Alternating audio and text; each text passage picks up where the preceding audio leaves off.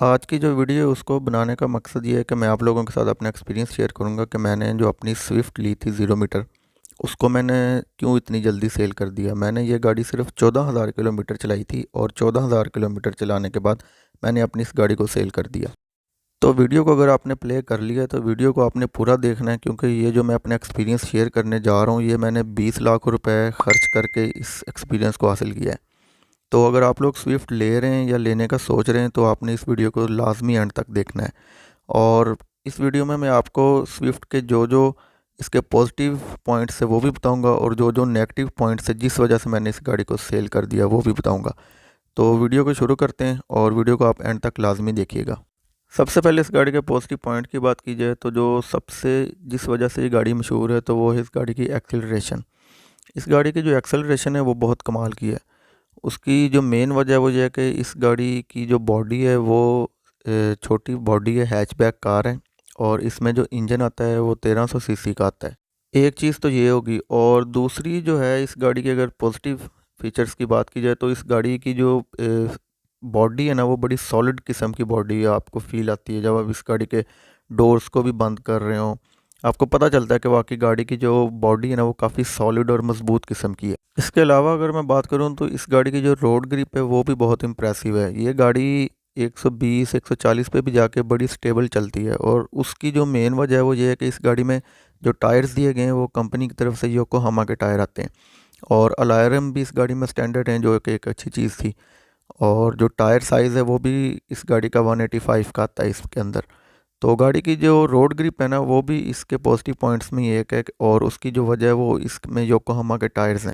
इसके अलावा अगर मैं बात करूं गाड़ी के पॉजिटिव पॉइंट्स पे तो इसमें जो छोटी छोटी चीज़ें थी कुछ वो कंपनी की तरफ से स्टैंडर्ड थी। जैसे कि इस गाड़ी में जो फॉग लैम्प थे वो स्टैंडर्ड थे, जो कि इस रेंज में आप कोई बड़ी गाड़ियाँ भी लें तो उसमें नहीं आते।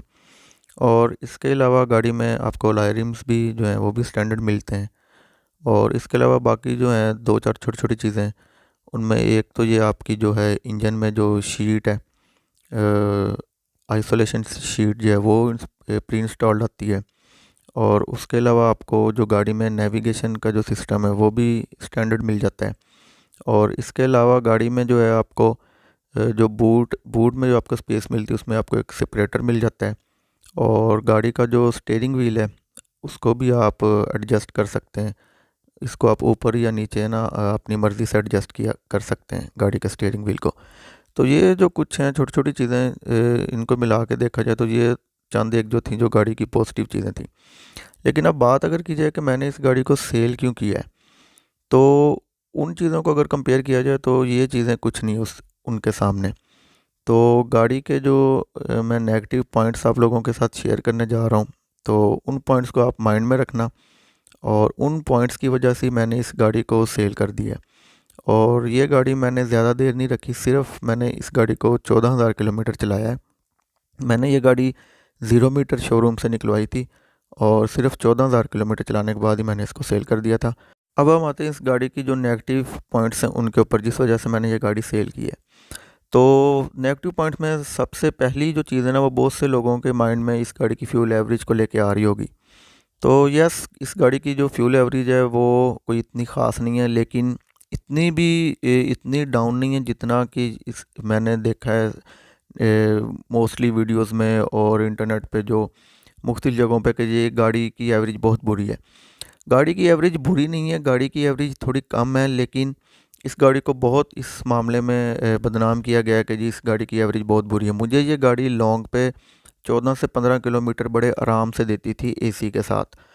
तो हाँ, ये कहा जा सकता है कि इस गाड़ी की एवरेज आप 18-19 तक नहीं ले सकते, क्योंकि कुछ गाड़ियाँ ऐसी हैं 1300 सीसी जैसे होंडा सिटी है वो आपको 17-18 तक दे देती है, तो ये गाड़ी वैसे आपको एवरेज नहीं देती। तो पहली चीज़ तो इस गाड़ी की फ्यूल एवरेज है। और दूसरी जो इस गाड़ी की जो मेन रीज़न थी ना मुझे सेल करने की, वो इस गाड़ी का था कंफर्ट। इस गाड़ी में आपको ज़ीरो लेवल का कंफर्ट मिलता है। मतलब कि गाड़ी की जो सीट्स हैं वो इतनी बुरी हैं, आपको थका देती हैं। और गाड़ी में कोई किसी किस्म की कंफर्ट लेवल का मतलब 1% भी कंफर्ट नहीं है गाड़ी के अंदर। एक तो था कंफर्ट और दूसरा जो सेकेंडली है ना इस गाड़ी में वो है इस गाड़ी का ड्राइविंग प्लेयर। 0% ड्राइविंग प्लेयर मिलता है। आप जब भी कोई नई गाड़ी लेते हो तो आपका दिल करता है कि आप उसको चलाओ, उसको आपको मज़ा आता है, नई गाड़ी की कुछ फ़ील आती है, कोई डैशबोर्ड की फ़ील होती है, गाड़ी को ड्राइव करने का मज़ा आता है। इस गाड़ी को ड्राइव करने का बिल्कुल 0% मज़ा था। कोई इस गाड़ी की ड्राइविंग प्लेयर नहीं थी, कोई डैशबोर्ड की फ़ील नहीं थी। मतलब इस गाड़ी, पता नहीं ये ओल्ड जनरेशन गाड़ी है तो इस वजह से शायद, और इस गाड़ी को जब ड्राइव करो तो इसमें बिल्कुल किस्म किस्म की आपको ड्राइविंग प्लेयर नहीं मिलती। उसके बाद अगर थर्ड रीज़न की बात की जाए तो वो थी इस गाड़ी की सस्पेंशन। इस गाड़ी की जो सस्पेंशन थी वो भी बहुत ज़्यादा हार्ड और स्टिफ सस्पेंशन है। मतलब कि होंडा सिटी भी थी मेरे पास में, उस गाड़ी की भी सस्पेंशन स्टिफ थी, लेकिन इस गाड़ी की जो सस्पेंशन थी ना वो बहुत ज़्यादा स्टिफ थी। ये 0 मीटर गाड़ी थी और जब भी किसी खड्डे से जंप से गुजरती थी तो ऐसे आवाज़ आती थी गाड़ी के अंदर के पता चलता था कि जैसे पता नहीं ये कोई नई गाड़ी है ही नहीं। हालांकि नई गाड़ी की सस्पेंशन तो वैसे ही स्मूथ होनी चाहिए, लेकिन ये गाड़ी नई होने के बावजूद भी इस गाड़ी की जो सस्पेंशन थी ना, मैं हैरान था कि इतनी ज़्यादा स्टिफ है ना। तो ये भी एक, इस गाड़ी की जो सस्पेंशन थी ना, मेन वजह ये भी थी कि मैंने इस गाड़ी को ना सेल कर दिया। अच्छा जी, चौथी जो चीज़ थी ना इस गाड़ी की, वो थी इस गाड़ी की रियर सीट की लेग स्पेस। मतलब इतनी बुरी इस गाड़ी की लेग स्पेस है कि इवन कि मैं हैरान में भी आप बैठो ना तो उस गाड़ी की लेग स्पेस भी इतनी बुरी नहीं है। आपके जो नीज़ है ना वो पूरी तरह से अगली सीट के साथ ऐसे टच हो रहे होते हैं कि आप ज़रा भी कंफर्टेबल फील नहीं कर रहे होते। में भी आप पीछे बैठोगे ना तो आपके नीज़ अगली सीट के साथ टच नहीं होते। तो इस गाड़ी की जो रियर की लेग स्पेस थी ना वो भी बहुत बुरी थी। अच्छा जी, इसके अलावा इस गाड़ी में जो आपको स्टैंडर्ड नेविगेशन मिलता था ना, उसकी जो मतलब उसको जब आप चलाते हो ना, जब आप अपने वाईफाई के साथ भी कनेक्ट कर लेते हो तो वो इतना हैंग करता है, उसकी जो स्पीड है बिल्कुल ही बैठ जाती है। मतलब आपको, जब आपने उसको अपने उसके साथ कनेक्ट कर लिया, उसके बाद आपने यूट्यूब प्ले करनी है या कोई भी चीज़ आपने प्ले करनी है तो आपको कम से कम 10 से 15 मिनट का वेट करना पड़ता था। इतना उसमें वो हैंगिंग का इशू आता था। इसके अलावा गाड़ी जो है वो ओल्ड जनरेशन गाड़ी है। 11 साल से पाकिस्तान में ये चल रही है, इसकी नई जनरेशन नहीं आई, तो अब ये रिसेंटली डिसकंटिन्यू भी हो चुकी है। और इसके अलावा गाड़ी में जो है किसी किस्म के आपको एयर बैग्स नहीं मिलते, और गाड़ी में आपको जो है कोई ऐसे मतलब फीचर्स नहीं मिलते। ओल्ड जनरेशन का इंटीरियर है और बाकी सारी चीज़ें मैंने आपको बता दी हैं। ये कुछ नेगेटिव पॉइंट्स है जिस वजह से मैंने गाड़ी को सेल किया है। और अगर आप इस गाड़ी को लेने का सोच रहे हैं तो आप इन सारी चीज़ों को माइंड में रख के फिर ही अपना डिसीजन लीजिएगा।